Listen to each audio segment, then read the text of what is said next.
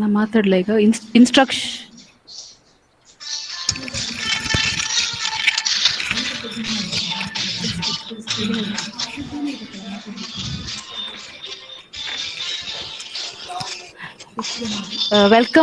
Welcome to all. ನಾ ಮಾತಾಡ್ಲ ಈಗ instruction to the delegates, kindly mute the audio and off the video. Questions will be discussed at the end of the session. You can send questions and comments in the chat welcome box. to all. ನಾ ಮಾತಾಡ್ಲೀಗ instruction to the delegates. Feedback is mandatory. The audio and of the video at the end of the session will be discussed at the end of the session. Certificate. You can send questions and comments in the chat welcome box. to all. ನಾ ಮಾತಾಡ್ಲೀಗ instruction to the delegates. Feedback is mandatory. The audio and of the video at the end of the session will be discussed at the end of the session. Certificate. You can send questions and comments in the chat welcome box. to all. ನಾ ಮಾತಾಡ್ಲೀಗ instruction to the delegates. Feedback is mandatory. The audio and of the video at the end of the session will be discussed at the end of the session. Certificate. You can send questions and comments in the chat welcome box. to all. ನಾ ಮಾತಾಡ್ಲೀಗ instruction to the delegates. Feedback is mandatory. The audio and of the video at the end of the session will be discussed at the end of the session. Certificate. You can send questions and comments in the chat welcome box. to all. ನಾ ಮಾತಾಡ್ಲೀಗ instruction to the delegates. Feedback is mandatory. The audio and of the video at the end of the session will be discussed at the end of the session. Certificate. You can send questions and comments in the chat welcome box. to all. ನಾ ಮಾತಾಡ್ಲೀಗ instruction to the delegates. Feedback is mandatory. The audio and of the video at the end of the session will be discussed at the end of the session. Certificate.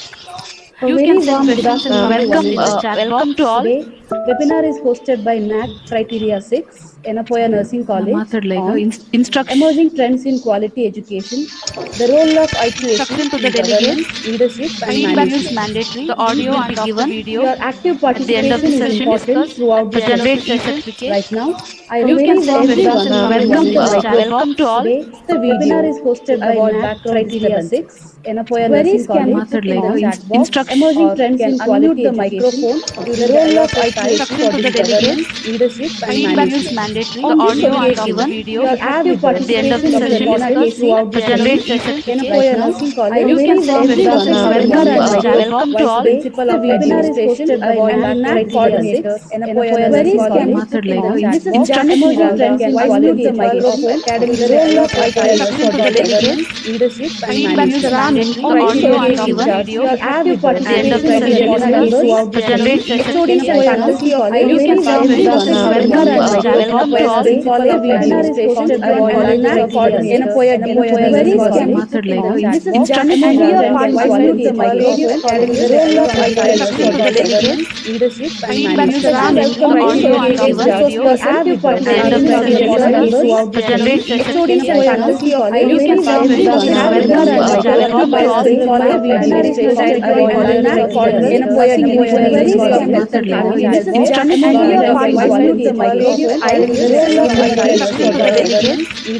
Feedback is management. mandatory. On The this audio and of occasion, the video your active at the end of participation the is session important discussed throughout to the generate session. certificate. Yenepoya Nursing College, You can send questions and webinar comments and in the chat microphone. box. Principal of Administration, NAC coordinator, Yenepoya Nursing College. This is emerging quality the microphone, the role of IQAC for the governance, leadership, and Feedback is management.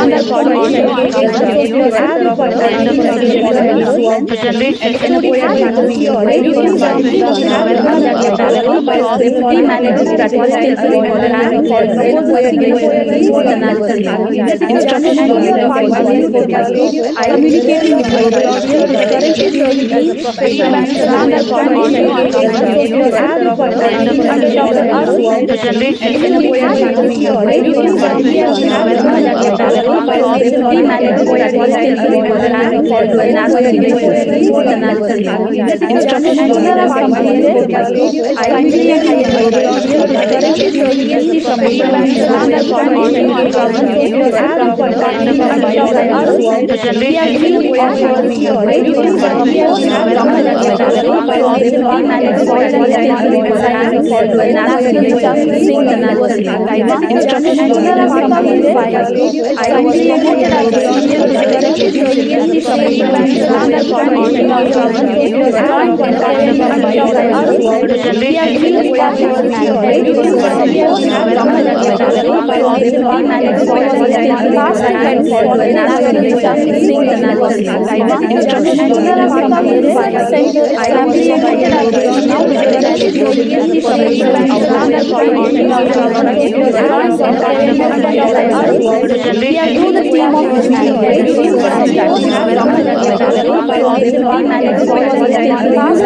including establishing and handling incubation and entrepreneurship in several areas of health sciences.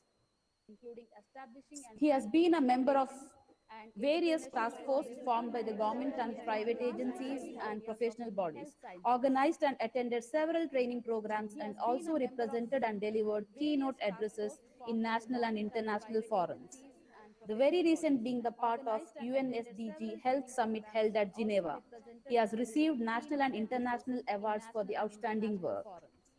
It is our pleasure to have you as our resource person. Now, I request Sir to take over the session. Over to you, sir. It is our pleasure to have you as our resource person. Good afternoon, everyone. Am I audible? Yes, sir. Yes, sir. Thanks for inviting me to this webinar on Criteria 6 emerging trends in. Yes, sir. Thanks for your specifically on leadership, governance, and management. I would also thank the principal, Dr. Leena, who has been instrumental in organizing this program, and Professor Umarani and her team, consisting of very motivated set of people who are I constantly deal on day in, day out on the daily basis for various quality initiatives. Thanks for inviting. I don't know whether I'll be able to justify the the topic which is given to me. But having said that, it's one of the important criteria in the NAC parameter, especially the institutional leadership and management plays a significant role in transformation of the institutions to global leaders. So with that background, kind of activities and how IQAC is vital in terms of driving that vision objectives of the university, and how it really is going to interact and bind each stakeholder to that vision is something which is very critical role in the institutional journey towards excellence. Having said that, there are also challenges which comes in a way, especially in the recent time. If you look at data is something which is playing a critical role in most of the analysis and decision making process in the university, and comparing ourselves with the global and regional audiences as well as the institutions. So it is something race wherein most of the organization, including the government of India, has taken very seriously the introduction of NEP 2020, as well as since last 10 years, there have been a significant amount of efforts which has been consistently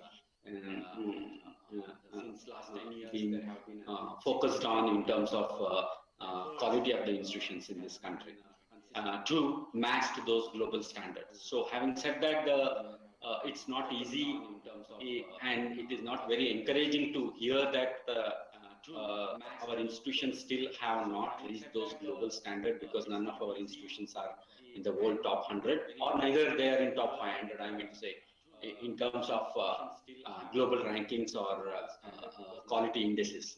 So having said that, it's a challenge for administrators, for management, for the government institutions, the private institutions, or any other educational institution to match to those standards and try to reform the institution and bring it to that level of competency wherein you have internationalization in the campuses, as well as kind of teaching learning methods which can match the global standards, or the kind of students who are coming out are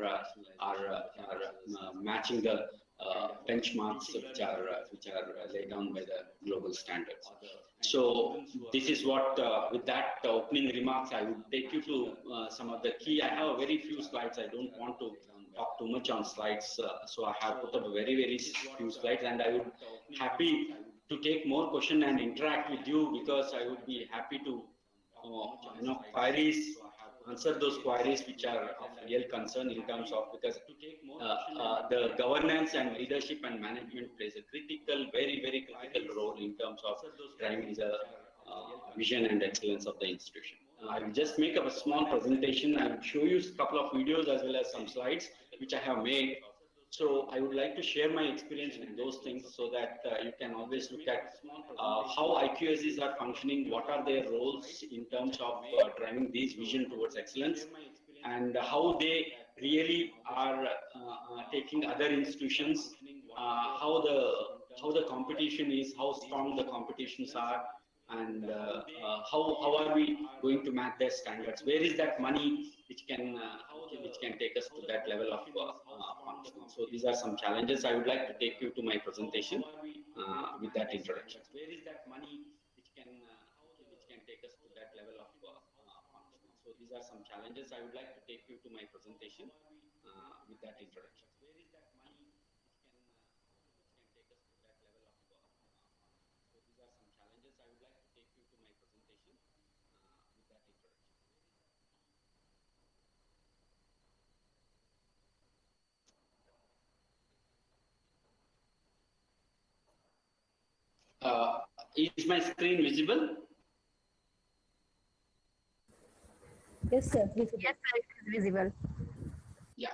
Let's go ahead with the small presentation. Visible?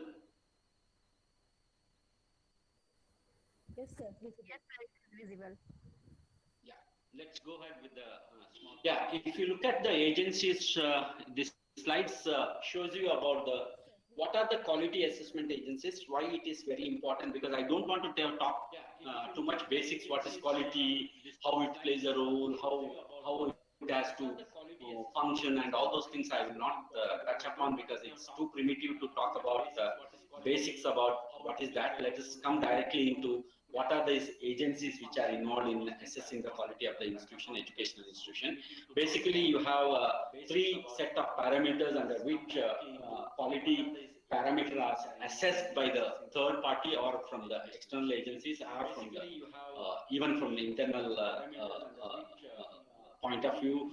These three are critical in terms of assessing the institutional quality. They are accreditation or assessments which are routinely done in terms of basically done by assessments are done by UGC, and accreditation there is an agency NAC which is involved. As you are all aware about what is NAC and what are their function, how they have changed the quality in the educational institution in India, how much assessment has been done. There's a huge gap in our process, and in NEP again there has been a proposal to create a national assessment agency, NAC, NAC Council, NAC, National Accreditation Council. That is, they have removed that assessment part, that is called as National Accreditation Council, NAC, which has been formed. So now probably it is the one which is going to replace and identify more players who can help them in completing the task of quality assessment. So that is the basic idea. With that, there are again agencies which are involved in ranking. They also use quite a good amount of parameters and matrices which are related to rank the institution in terms of nationally as well as internationally. Major agency in India is NIRF, I think you all know what is NIRF and how they collect the data, what happens to top 100 institutions, how the disciplines are specifically classified, how engineering, management, universities, the overall, there are many different sections and criteria and matrices under which NIRF does the assessment, as well as globally, if you are looking, QS is something which is involved in World University Ranking, which provides a credible ranking system. There is no payment method involved in any of these. These are the ones which are done by the data without visiting the campuses. They collect the data through secondary or tertiary sources and then compile, and primary sources also. Some information is sought and then analyze the data and come to a meaningful conclusion, and then start ranking based on specific parameters which they have identified are important for the functioning of the institutions. So based on that, again, there is another agency called THE. We call that as the World University Ranking, one of the top ranking, usually preferred by millions and millions of students to select the courses, select the colleges, select the career path. So these are based on these ranking agencies. Students do take informed decisions to enter to these campuses and then get themselves educated in terms of professions, as well as in terms of enhancing their qualifications.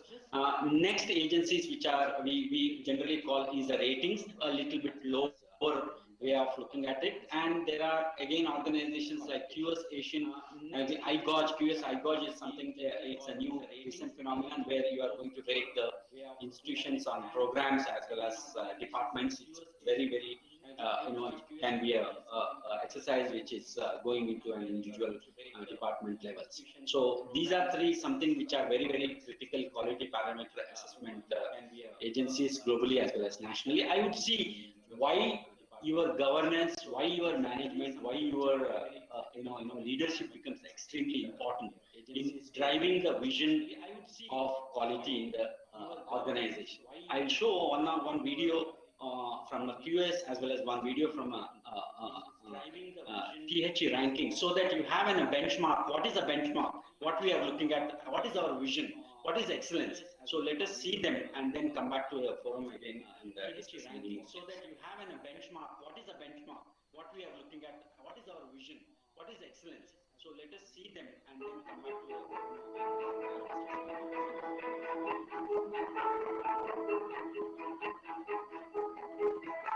We counted down the top 10 universities in the world according to the rankings, with some fun facts along the way. In at 10, UCL, University College London. Did you know that UCL made history in 1878 as the first university in England to admit women students on equal terms with men? At 9, the University of Chicago. Who knew? The University of Chicago has a library staffed by robots. You request a book, and a system of robotic cranes are used to retrieve it from the archive. 8, Imperial College London. Imperial College London may be best known as one of the world's top universities, but did you also know it's where the band Queen first met and played their first ever gig? Number 7, University of Cambridge. The University of Cambridge has competed with academic rivals the University of Oxford in an annual boat race since 1856. Cambridge currently has the record of most wins, 84, to Oxford's 80. At 6, ETH Zurich, Swiss Federal Institute of Technology. Cambridge currently has the record of most wins, 81, you know, to Oxford. As part of its sustainability initiative, in 2015, ETH Zurich opened 2 gardens designed to welcome wild bees. In 5, University of Oxford. Did you know that Oxford University is the largest employer in all of Oxfordshire? The university sustains more than 30,000 jobs and stimulates £2.3 billion to the regional economy each year.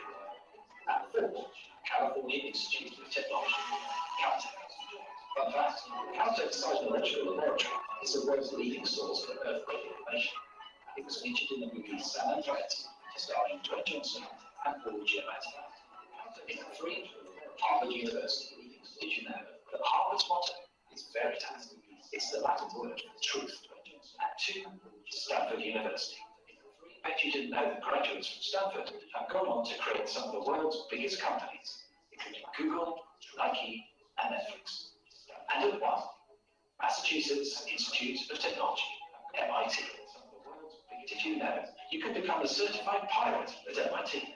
Students who complete courses in archery, fencing, pistol rifle, and sailing receive an official pilot certificate awarded by the Department of Athletics, Physical Education, and Recreation. There you have it, the top 10 universities in the world based on the latest QS World University Rankings 2021. Click the link below for full results and check out our other rankings. Universities in the world based on the latest QS World University Rankings 2021. Click the link below for full results and check out our other rankings. If you look at this video, what do you realize is two things very critically. One is these organizations have achieved excellence in their own rights, as well as second very critical thing, if you look at them, they produce leaders. They are not producing run-of-the-mill employees who are going to join organizations. The people who are coming out of such organizations are going to be the leaders. All the 100% of the people who are coming out of such institutions, either they have their own businesses, or the way they change the world, which is normal, what we call normal, it's not normal for them. That means the kind of education, the kind of excellence, the kind of teaching, the kind of governance which goes into these institutions is at altogether a different level.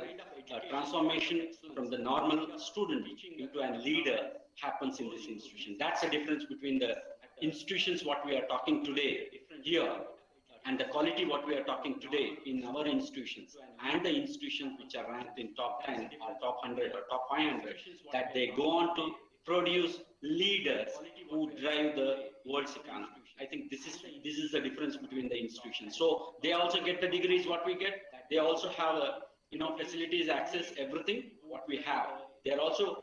I will come to those discussions once we go through the THA, how they rank the institutions. Let us see, and then again we discuss this matter. Everything what we have. They are also. I will come to those discussions once we go through the THA, how they rank the institutions. Let us see, and then again we discuss The Times Higher Education World University Rankings are the most comprehensive, the most balanced ranking system in the world. We have 13 separate performance indicators covering the full range of the university's activity. The first category is teaching excellence. We have 5 separate indicators looking at the teaching environment. Does the university have sufficient resources to teach students properly? Does it have good faculty-student ratios to provide an intimate teaching environment? And of course, does it have a good teaching reputation? Is it internationally renowned? We also look, of course, at research excellence.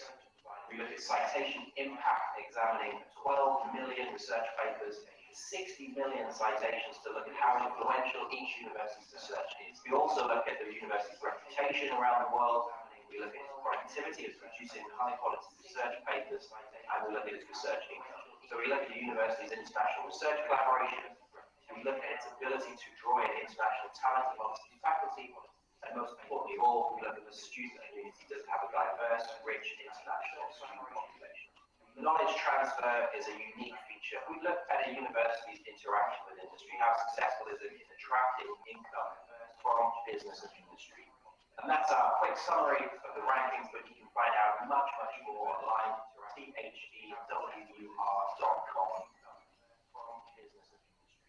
And that's our quick summary of the rankings, but you can find out much, much more. I think you have a gross view of how really the rankings and ratings and accreditation and assessment functions. If you look at, there are 7 areas under which the excellence is measured in terms of student performance, in terms of research outcome, in terms of knowledge generation, knowledge translation, knowledge creation, so on and so forth. There are huge amount of assessment criteria through which these agencies, without visiting the campuses, are able to make informed decisions and then start ranking. These rankings are highly competitive, and I tell you, even to crack top 500, it would take us 10 to 15 years or 20 years of sustained visionary and leadership efforts to even crack that ranking system, because they are already the difference between, you can see Oxford and Harvard, hardly 0.005% differences. So they are fighting tooth and nail to maintain those status without even having any chance. And if you look at those universities, they nurture Nobel laureates every year. There is, people are fighting for, my institution has 20 Nobel, my institution has 10 Nobel, some are telling 2. So there is a huge amount of kind of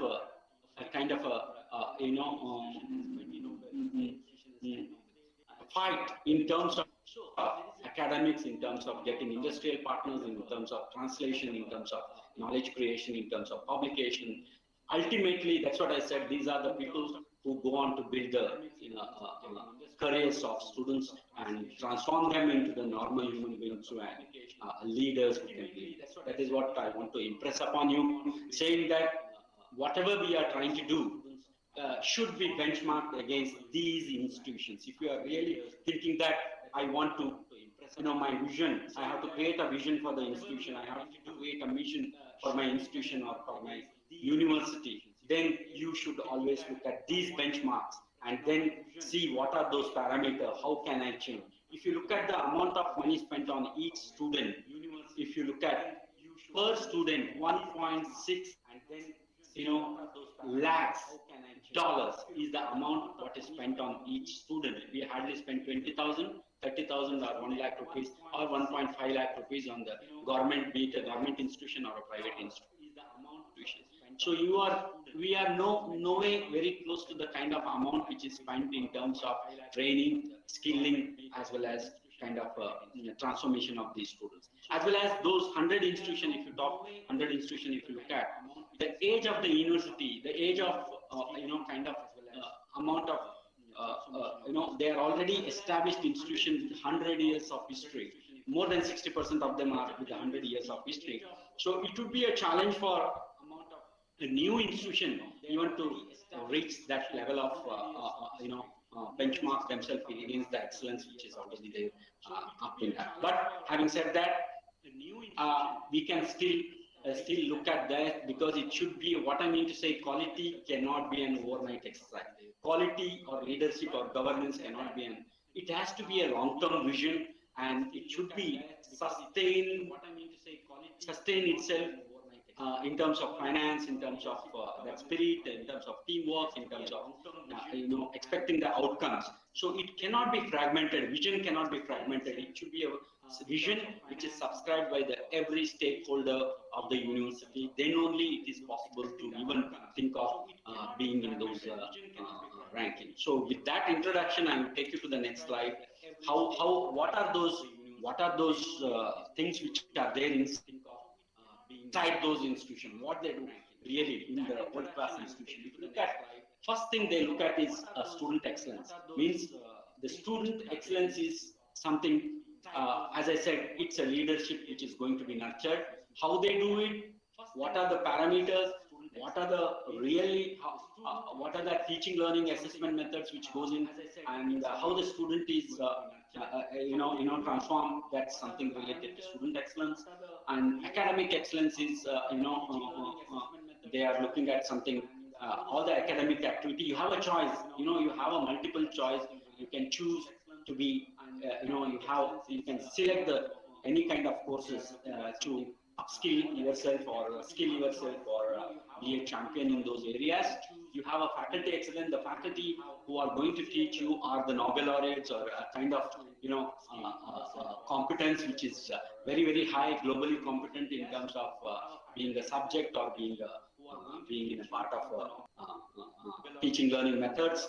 Then comes research excellence, your outcome, your industry interactions, kind of laboratories what you have, kind of scientists, kind of research which goes on in the emerging and innovative areas, and how do you transfer? If you say, as I said, they are the ones who produce leaders. So you need to have that kind of a research culture or an ecosystem which transforms the student into a leader in terms of startups, the innovation, the level of nurturing of those innovation in transforming the institutions to organize their own set of companies coming like Google, dash and dash and dash.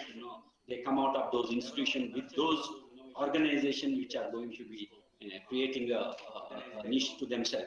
So that's a research excellence which are going to be talking about, and also they change the course of our direction of thinking. So that is what is research excellence, what they are talking. Staff leadership, very, very important, because to support all other activities of academic research or extension or being a community activities, you need to have a staff who are well dedicated, trained, and respond to the needs rather than stop you from doing something. So you need to reform whole set of staff leadership is very, very critical. They have to be timely information, timely analysis, respond to the needs rather than stop you from doing that. Governance excellence, as I said, whole set of staff leaders. Who are your leaders? Who are leading you? What are their competence?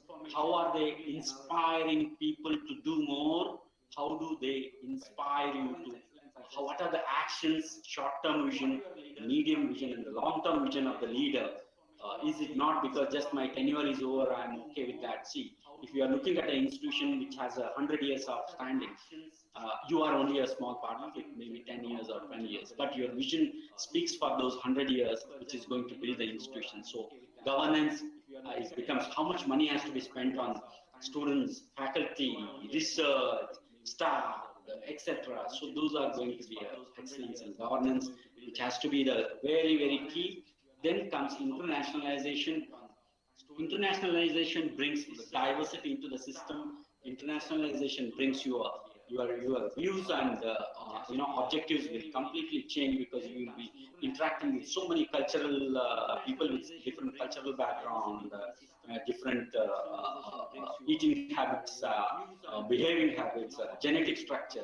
So you will have a lot of exchange of ideas, which ultimately nurtures the innovation. So these are something which are, that's a reason if you go to any international campus, you will find the people from all race, caste, creed, male, female, nothing.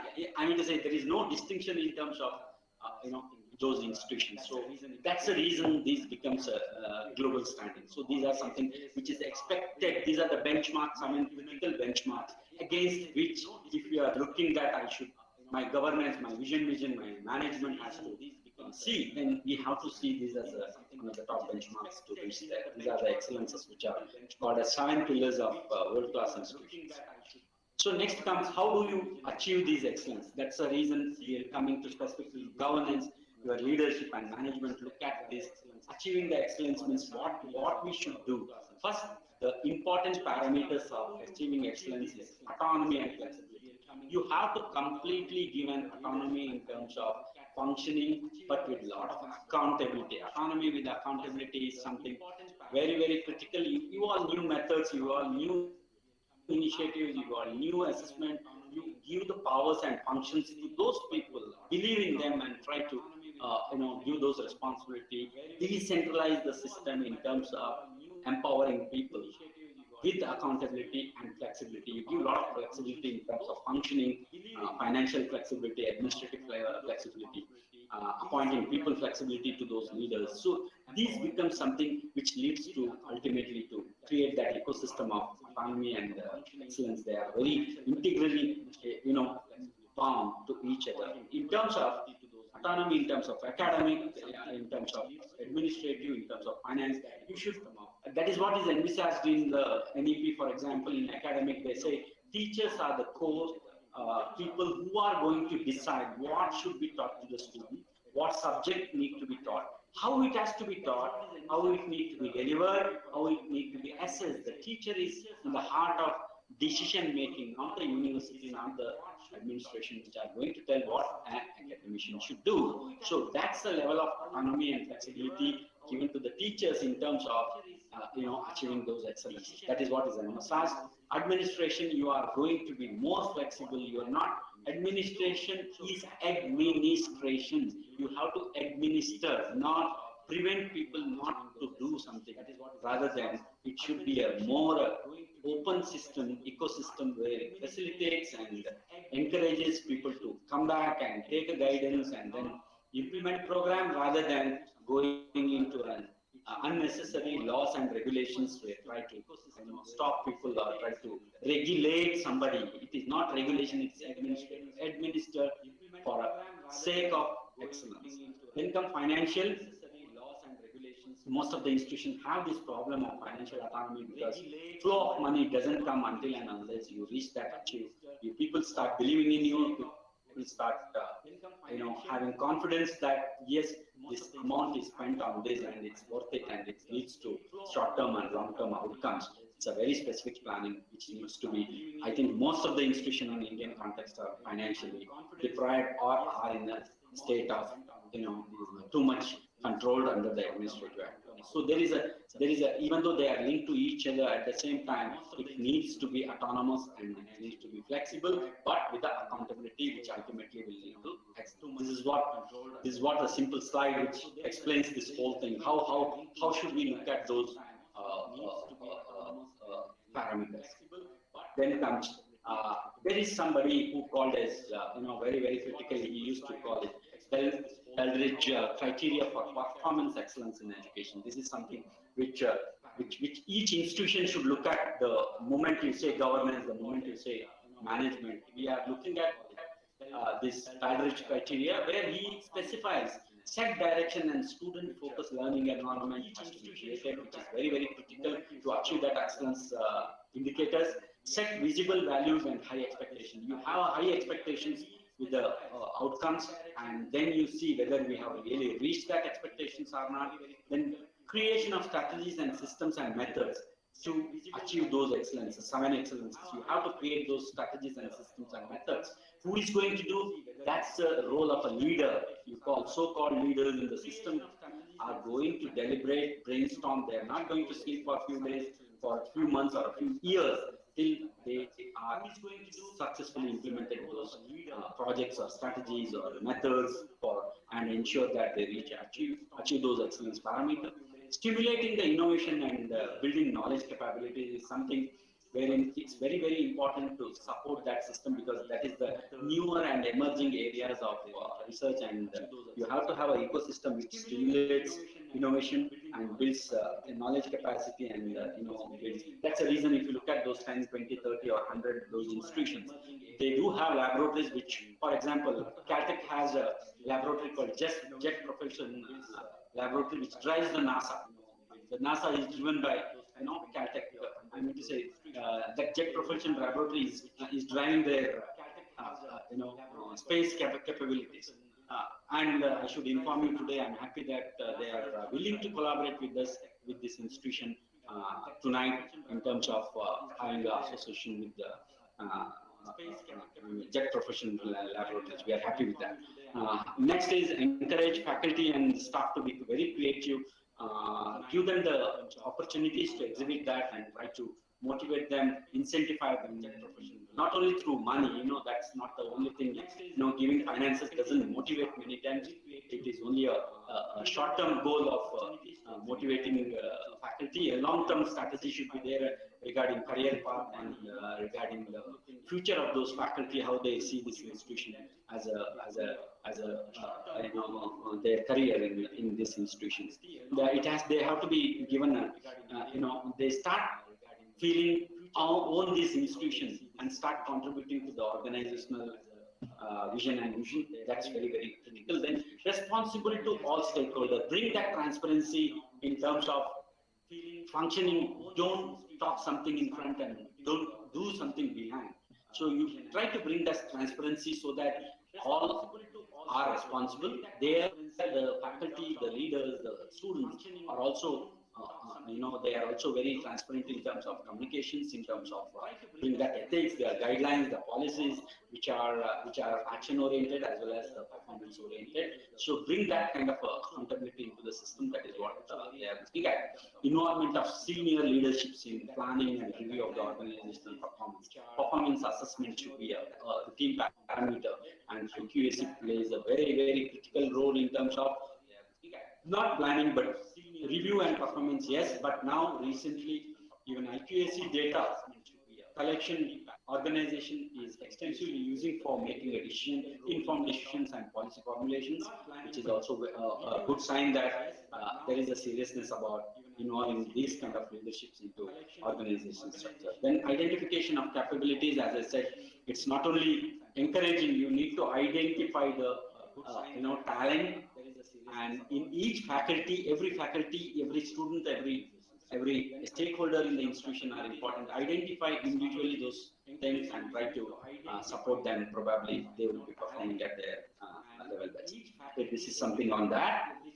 Well, having said that, you may be knowing success of any organization depends on the kind of leaderships, management, and implementation of the policies. Policies are the ones which drives the organizations in terms of reaching to the stakeholder and in terms of regulating the ecosystem of performance. So policy formulation, implementation, and outcome analysis is something which is now being envisaged under IQAC. Basically, implementation of the success of implementation policy is something which cannot be defragmented. It has to be comprehensively dealt with. You cannot segregate each part and say this policy will be implemented in this way, this like this. It cannot be done like that. It has to be comprehensively looked at. It should have whenever there is any formulation policy of the policy is formulated, it needs to be implemented in the right spirit. That's very, very important. You should have that spirit that we all came and developed these policies for the university based on this data of the IQAC or from the secondary or tertiary resources. Now, this is what we intend to do at the end. We want to achieve this target. So, where is that policy which addresses that in terms of finance, in terms of academics, in terms of administrative? So, the spirit, right spirit is very, very important, and it should be, the spirit has to be supported by every stakeholder. Then comes the intent. We should have a clear intent to implement that, and we should have a resolve that we are going to implement this, we are going to see the outcome within short duration or long duration or whatever duration. Prioritize, because there are many policies which has to be implemented in academic, administrative, and finance, which has to be prioritized, which is very important, which can give us quick outcomes. So this prioritization is also very, very critical. Collaborative implementation between the management and stakeholders. There is a gap between the leaders, the administration, there is a academic, the students, those gaps need to be quickly identified, and you have to make them, the IQAC has to bind those people very strongly through some glue of, I don't know what glue they should use, but they should use those glues very rapidly and try to bring them close to each other so that they keep talking and there is a exchange of those vision and your objectives and plans very clearly, and they understand and subscribe to those vision of the institution of being in an excellence position. Then comes resources. Of course, without resources, nothing can be implemented. You need to have a human resource which is talented, knows what to do, how to do, and how to implement. You should have a proper infrastructure, create an infrastructure which can facilitate not only the buildings, it's the people who are inside it, ecosystem, the supporting system which can support those learning, research, or extension activity or knowledge creation, whatever we call. Of course, for everything you need a financial backup.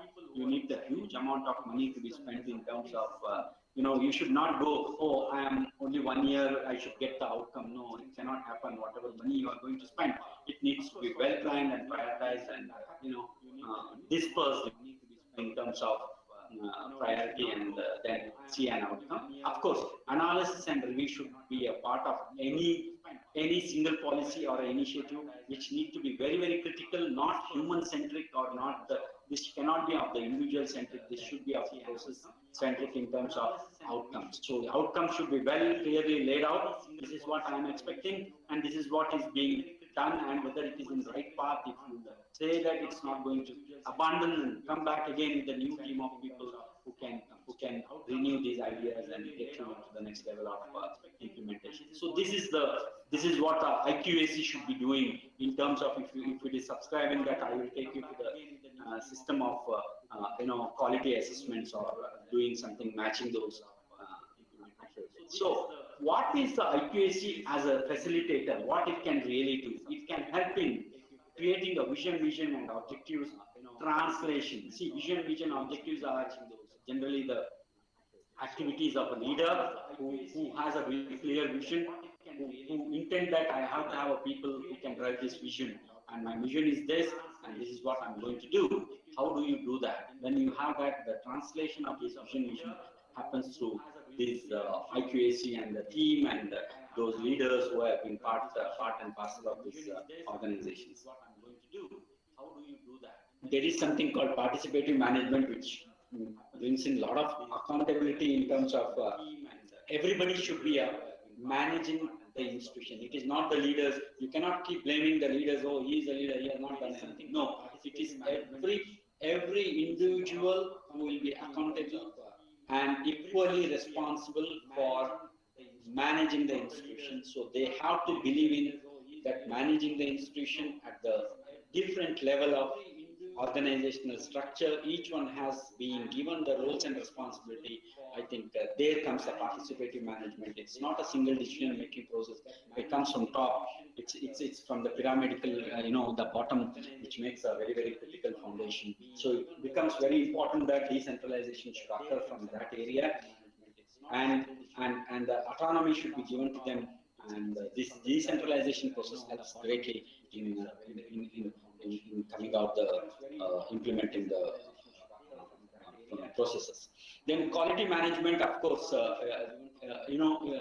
IQAC should not be seen as a data center. It's not a data center at all. IQAC is something which looks into the products which are coming out of these initiatives, the policies, the outcomes of academic, administrative, or financial activity, whether it matches the global standards or not, only the activity. Never, IQAC is not a data center, it is not a data collection, it doesn't do it because it collects with the intention of, the data is collected with the intentions of being mirrored in terms of whether it matches that benchmarks or not. That is the only job.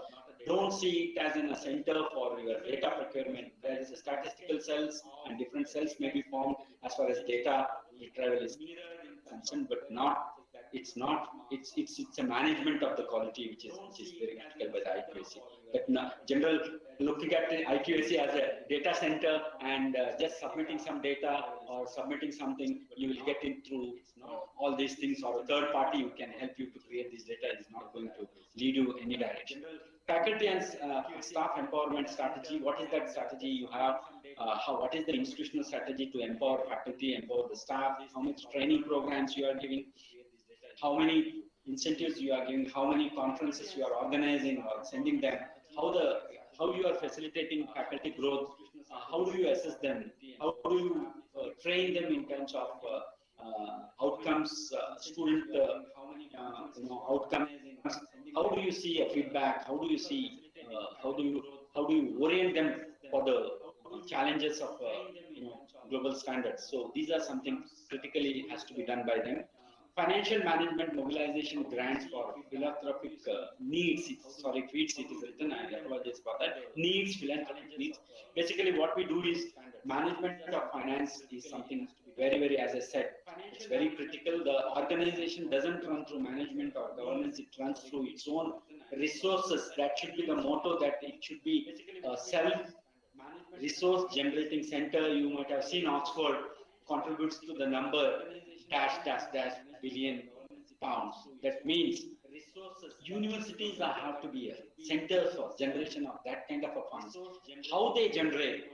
Only when you nurture these kind of ecosystem, people want to come and invest on you. People want to take help from you. People want to exploit that talent which is there. Until and unless you, faculty, teachers, or staff who have to perform to that level, then only institution engagement will happen with the other industries or other people who want to be part of your consultancy activities. Then only you can manage these finances, because as you know, suddenly see if there is any fallout, like COVID is an example, best example. If the fees is not paid, we will not have a salary. Now, do the institutions need to go there to to that level of dependency on the financial management? That is a question which all of us needs to answer. It's not. It should be a self-sustaining organization. That is what we all have to do in terms of understanding our roles and responsibilities. Effectiveness and efficiency functioning of institutional bodies. Institutions create several set of bodies, not for just in the papers. It creates these bodies to be functionally very, very effective and ensure that it responds very fast. As I said, governance excellence comes into the picture. How fast it is responding, why they are, how good they are, the members, how good their terms of references are taken seriously, how they are functioning, what are their guidelines, how they come to those conclusions, and how they support the system. Conclusions not to deter somebody from not coming to the system, than facilitating the system to express themselves very clearly so that they are convinced with the way of institutional function. Next comes IQAC as a regulator. As I said, you need to regulate. Sometimes you need to be tough. You cannot be so smooth that everything you have given autonomy, you do whatever you want. Where do we come in terms of academics? We come in terms of curricular reforms, whether it's IQAC is happening at what level it is happening. Then comes to feedback, which is very backbone of any quality exercise. Feedbacks are going to be very, very critical for every processes, be it administrative, be it academic, be it financial. Feedback forms a backbone for decision-making processes. Teaching learning methodology, what is that methodology? How good you are using technology, how good you are using implementing the newer ways of technology, how fast you are evolving your teachers, training your teachers, how fast you are doing, training programs to upgrade, upskill teachers in addressing those challenges which are posed by the kids, or I mean to say students, how good they are doing it, and assessing them. Faculty appraisal, whether do you have a faculty who can really perform, not for the sake of appraisal, but for the institutional involvement. What are they doing, how they are doing, how much is the feedback on them by the students in terms of performance, how they are doing, delivering those expected out of them. Infrastructure adequacy is something very, very important, wherein you have a sufficient environment to teach, learn, and assess the students, as well as facilitate their growth in terms of progression in terms of UG to PG and the PG to PhD, as well as you have learning resources which are very, very critical, like you have access. Being at your home, you need to, tomorrow morning you need to retry something, you should be able to do that with the ease of doing it without too much of restrictions. So learning resources which are very, very critical, it is something available on your desktops, on your mobiles, on your libraries, and that's the reason now people have stopped calling libraries. They call it as learning resource centers, because they have converted into something no more a library, because learning resource centers. Then IT support, which is very critical, implementation of e-learning classes. Why do we need a great amount of teaching when you can do most of the things through this? You need mentors who can take and train and inspire you to do more and do more in terms of innovation, in terms of career paths. So that is what is, we call them as mentoring, student support in terms of mentoring, the counseling. Everybody has a problem, every student, every faculty have a problem. You have to have counseling systems which can support, redress those grievances rapidly in terms of personal as well as in terms of academic or administrative. So effective grievance redressal, which is going to be connected. And alumni. Alumni is a one, your resource, who are going to represent you outside this organization in terms of globally as well as in locally and regionally. They are the ones who represent your institution. They are the ones who are going to talk about you. They are the ones who are going to come back to you and pump in money. See, all Oxford, Caltech, they boast of the people who are in the leaders in something, where they don't need to tell anything. They themselves come back to those alma maters and fund in the level of funding which is mind-boggling. So that's the level of alumni who are going to be driving those organizations in the future. They don't need to go back to any management and ask governance system to ask the money. That's alumni who is going to drive those organizations in terms of finance. Then comes administrative reforms, wherein you are looking at faculty recruitment is something very, very critical key, because that is the one. You have a good faculty, you have a good students, you have everything right amidst. I think you don't need to worry. That's the reason when selection of faculty itself is a critical component. Rather, you bring somebody and then try to do something, train them, and then end up in that's a different strategy. You try to bring in a faculty who are already have a competence, global competence, who knows what to do. Provide them the ecosystem which can facilitate their performance, and then expect an outcome from them. Then it makes sense in terms of excellence, in terms of faculty recruitment. Also is a critical component. You bring a faculty and try to motivate who is already demotivated. You keep on motivating them, they will pull you back into the same system of negativity. So rather than that, go into a recruitment which is very stringent and in terms of outcomes. Support for faculty, give everything whatever is needed. Like they need a lab, they need a student, they need a ecosystem where they can bring in that change. Finance, give those finances which are very important. Manage them. Accountability is something. Then leadership transition, something from each year. We all have a tenures. We all have a fixed tenures as leaders, as a drivers. So we need to fix those transition. This transition means, oh, he was a very good person, next leader, but the next one, you see a sudden drop in the whole process. So that drop needs to be buffered in terms of removing those kind of problems from this one. Then effectiveness of the bodies, very important. How effective your bodies are functioning in terms of board of management, your academic council, your all those whatever you have done, whether they are problems functioning effectively, whether there is a responsive 360-degree feedback on the functioning of those things. Organizations as a team, like it has to be whether there is a team formation or it is an individual. We call it as islands of excellence. That is not required. Excellence is something which needs to come from all the sections. You cannot have only one excellence, academic excellence, and the rest of it is not functioning. So you are looking at all the organizational excellence from all the sides. This is how it goes in. Then comes IQAC in academics. As I said, you are reviewing something on teaching learning process, structure, methodologies of operation, learning outcomes in a periodic manner, using different software tools, and then assessing and then say this is working, it's not working. So this advent of utilization of newer softwares using AI and ML kind of a thing, which gives you a rapid insight into quick analytics and decision making process, also helps in informed decision making when you sit in the boardrooms to make those decisions which are going to drive the initiatives. So that's a reason, and that's very important. In administration, where do you come in the whole process as IQAC? You come at a AAA, that is administrative academic audits, which are very common phenomena being done at every short-term and long-term intervals, and there will be people, third party, who are achieved the excellence in their own areas, who come and assess you and say what actions to be taken. You also have a training faculty on quality assurance. Quality, as I said, is not a one-time exercise. Consistently, one has to keep training people on the vision and mission and subscription of those vision.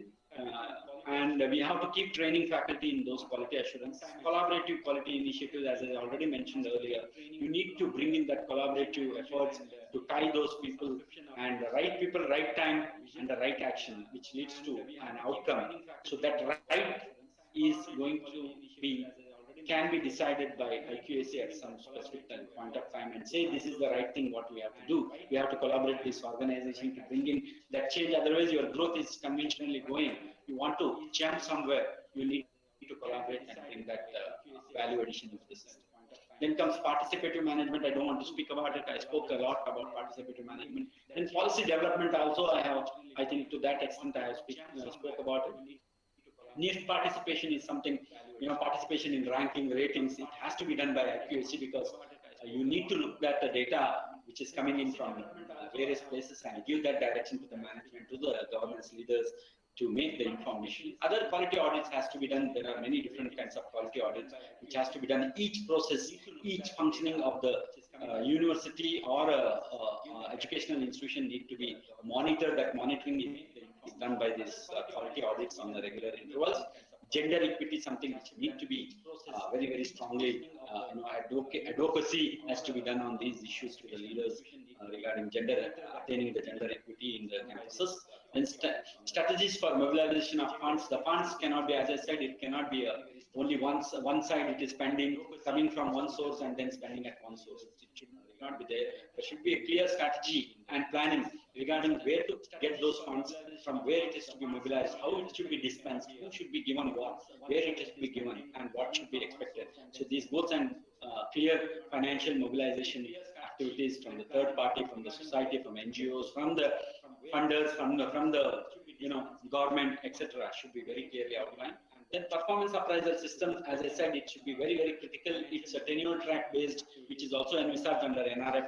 Performance appraisal system is something which is going to only lift the institution to next level, because it's not easy to get a teaching position. For example, if you apply for those 100 university, I will tell you, it would be so tough to get into the kind of criteria of even selection for those institutions, because they have a benchmark which are quite high. To reach there, you need to do a lot of exercise in terms of your performance. So each time, if you want to even secure 1 point, it takes quite a big leap in terms of appraisal. So appraisal, so nobody can jump into that system. So it's a slow growth process. We need to bring in that career path very clearly to the management. Then comes financial support for teaching. A lot of teaching learning has to happen, different innovative methods, innovative online teachings, online blended learning, experiential learning, all different kind of learning methods which involves financial implication in terms of creating those infrastructure, creating those.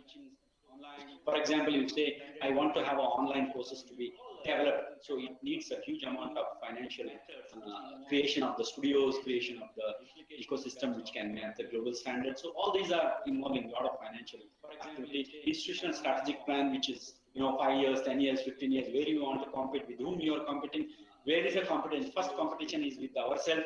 So from there you go to regional, local, and then you go to the global level. So there is an institutional strategic plan which needs to be deployed and implemented over the years. Implementation of e-governance, which is very, very critical to rapidly make decision-making process. Otherwise, you have to keep waiting for years and months and days together to get one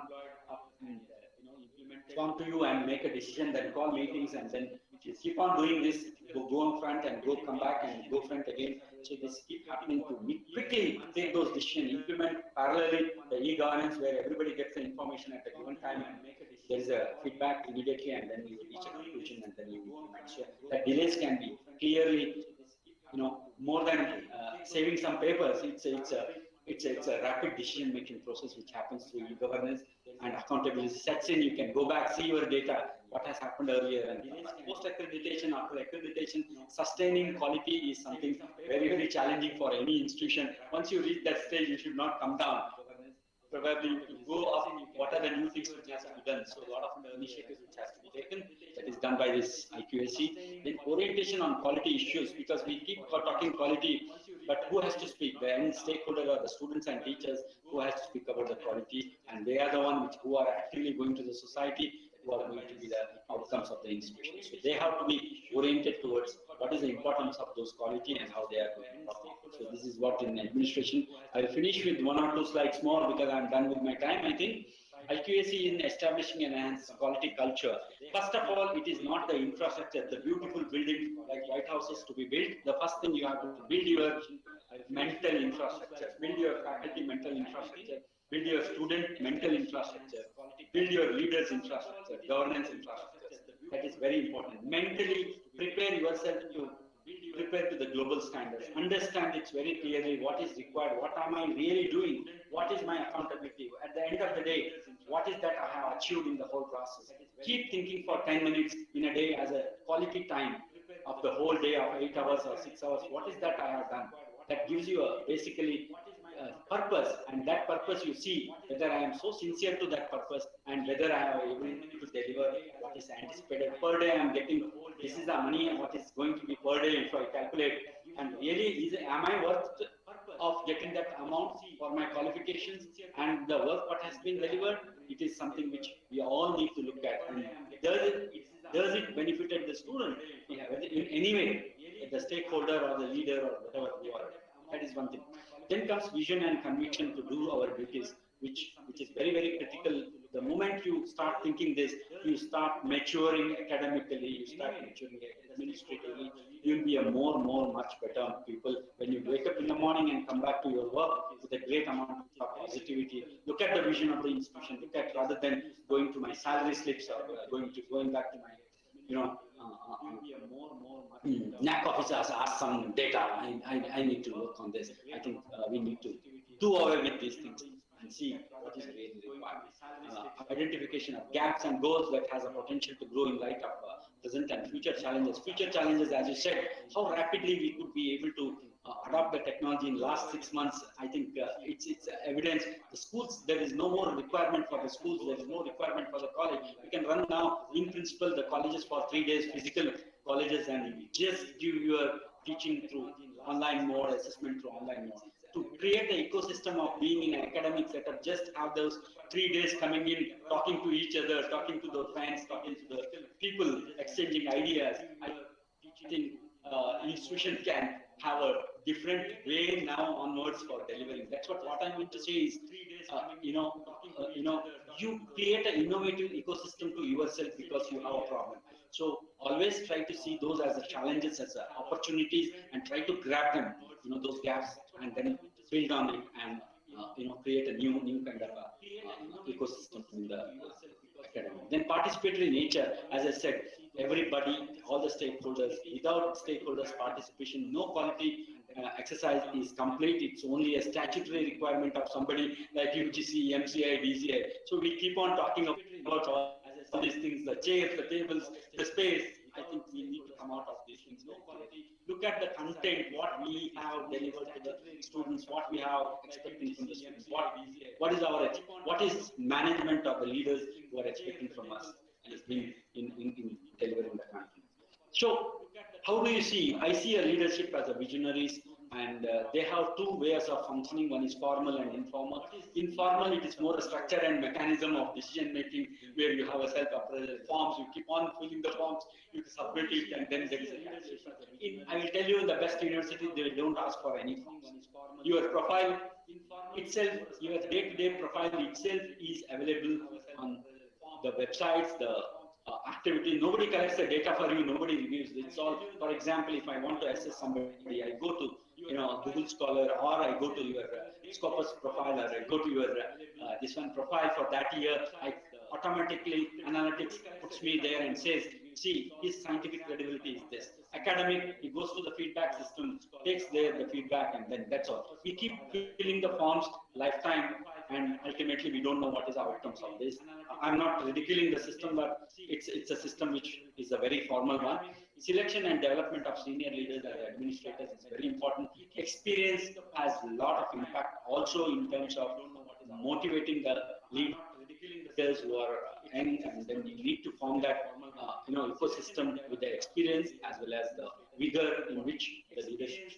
Informal, we keep consulting everybody, we keep hearing from everyone. The years are the ones which gives you insights, and the feedback, structured feedbacks or feedbacks, general feedback, informal feedbacks to various stakeholders, including the garden person, the drivers, the security, to the vice chancellor, to the chancellor. This all forms the chain of feedback, wherein for each process of administration, academics as well as the finance need to be taken up in terms of making the decision making process. Structure has to be done, and mechanism need to be there in terms of decision making. So basically, direct structure, and we end up in making policies and trying to implement the success rate of which we are not aware, because in both these modes, it's ultimately those bodies which are responsible for implementation, and IQAC plays a critical role in implementing those policies and functioning of the bodies. So this is what the IQAC is looking at. Ultimately, I end up in saying we must be the change we wish to see in the world. That's what our father of nation, Gandhi, always it's written on all the boards in airports, in there. It's the change what you want to see. Then you realize. First is realization. I think that is driving the quality, and that is what is benchmarked each time. That is what I have to say. Thank you so much. I would be happy to take some questions if there is any. It's the change what you want to see. Then you realize. First is realization. I think that is driving the quality, and that is what is benchmarked each time. Thank you, sir, Thank you so for much. being so I would be happy to informative. take some questions. Now I request delegates to discuss your queries. You may put your queries in the chat box or can unmute the microphone.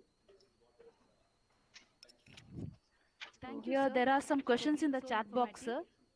Yeah. Now, I request delegates to discuss. So, thank you. You may put your queries in Nothing the else in that. or can unmute the microphone.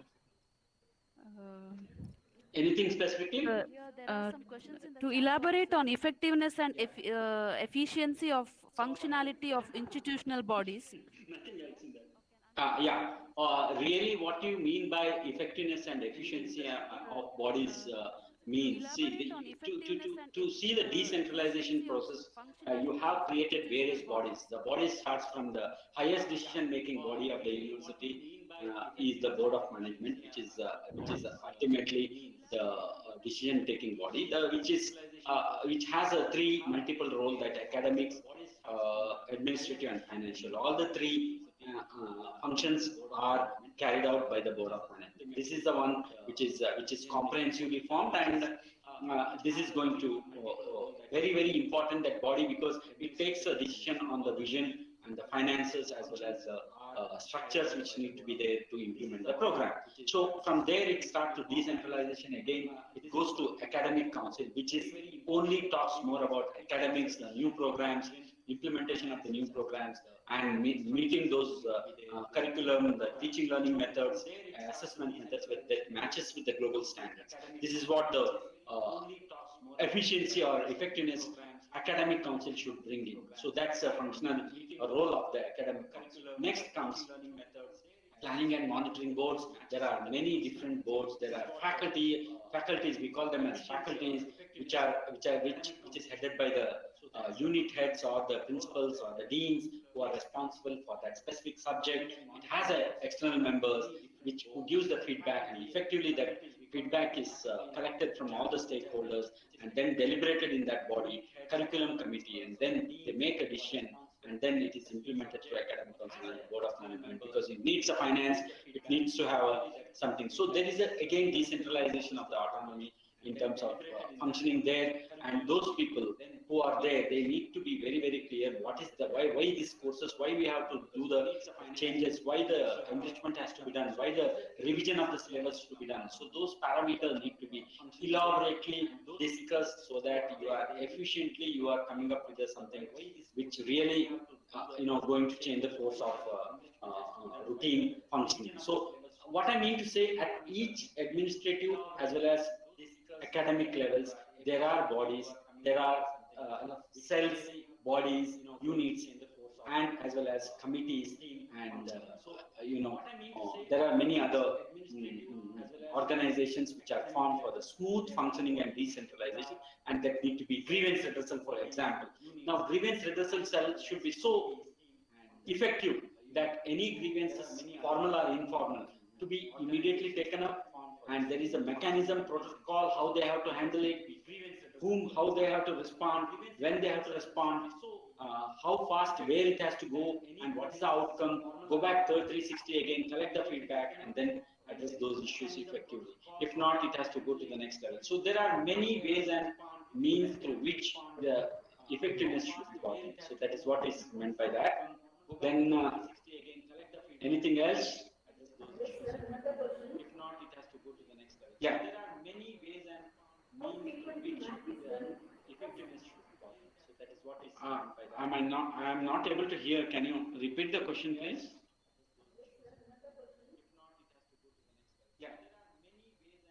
If not, it has to go to the next level. Yeah. There are many ways and means through which the effectiveness should be gotten. So that is what is meant by that. I am not able to hear. Can you repeat the question, please? Yeah, can I? Sorry for the interruption. Yeah. Sir, how frequently the NAC is done? First two are done 5 yearly and then 7 yearly. Then when the next and how it is decided? Sorry for the interruption. See, basically, any reforms to take effective outcomes, you are envisaging it to take one batch of. Pardon me? Then when the next and how it is decided? Sorry for the interruption. See, basically, any reform. See, basically, what it happens is, if I understand your question correctly, that why these cycles, who decides on these cycles of NAC, first cycle and second cycle? Is it right? That is what you want to ask? See, basically, what it happens is, if I understand your question correctly, that why these cycles, who decides on these cycles of NAC first cycle and second cycle? Is it right? That is what you want to ask? See, basically, what it happens is, Maybe, sir. You go ahead, sir. yeah, what I'm trying to say is, why this 5 years is to be, the growth of the institutions cannot be assessed in a shorter time, because many of the quality You go initiatives ahead, sir. takes time in terms of realization, in terms of outcomes, achieving outcomes, and also because there is a constant dynamic influx of people coming in and going out. So you cannot have a standardized format wherein you are going to do these exercises, quality exercises on a frequent basis. That's the reason the duration of 5 years is given, so that it is a time when it is a time to look at your plans, how much you are able to really achieve in terms of indicators, then whether you are growing significantly over the year to year comparisons, and then see it is you have completed those and you have improved in every sphere of function. That is the reason that it's done 5 years. As well as there will be a problem for the assessors in terms of assessments are different than rankings are uses slightly different parameters, while assessment involves stakeholders physical presence as well as the other activities of environment. It holistically assesses the parameters in every sphere. So the assessments are different, rankings are different, rankings take different parameters. So these are the things which are present. So each of them, rankings are an annual exercise, while assessments are something which goes over the years, because the long term goals are realized. Takes its own time and decision making and outcomes. Am I clear? Am I answered that? I have. Have I? Sorry. Yes, sir. Yes, sir. Yeah. Thank you. Yeah. Thank you for the session, sir. Now I request Dr. Leena Casey, Dean, Yenepoya Nursing College, for the closing remarks. I have. Have I? Good afternoon, Yes, sir. all the Yes, sir. participants of this For the webinar. session, sir. Your presence Now I request for this Dr. Leena workshop Casey, and Dean, support by Yenepoya Nursing attending College, for the shows that you closing care remarks. for quality and you are also involved in quality improvement initiatives in your organization. As our speaker said, with his experience that IQAC is about building systems and processes and leading change. With this experience, he has highlighted that IQAC and quality initiatives have to be a continuous process, and he has been spearheading this IQAC in Yenepoya University. Thank you, sir, for sharing your vast experience and giving an overview of IQAC and leadership and governance in a nutshell. I'm sure this session has been very informative and helpful for all our participants. Thank you once again. An overview of IQAC Thank you, and ma'am. leadership and governance in a nutshell. Thank you, I'm ma'am. sure this Thank you all. session has been very informative We have and come to the end of this helpful for webinar. all our participants. Dear Thank you delegates, once kindly again. fill the feedback form through the link which have been sent in the chat box. Thank you, ma'am. And followed by that, you will be receiving the e-certificates. We are also seeking your support and cooperation in our future webinars and related activities. Thank you all. Have a nice day. Have been sent in the chat box. Thank you, ma'am. And followed by that, you will be receiving the e-certificates. We are also seeking your support and cooperation in our future webinars and related activities. Thank you all. Have a nice day. Sent in the chat box. And followed by that, you will be receiving the e-certificates. We are also seeking your support and cooperation in our future webinars and related activities. Thank you all.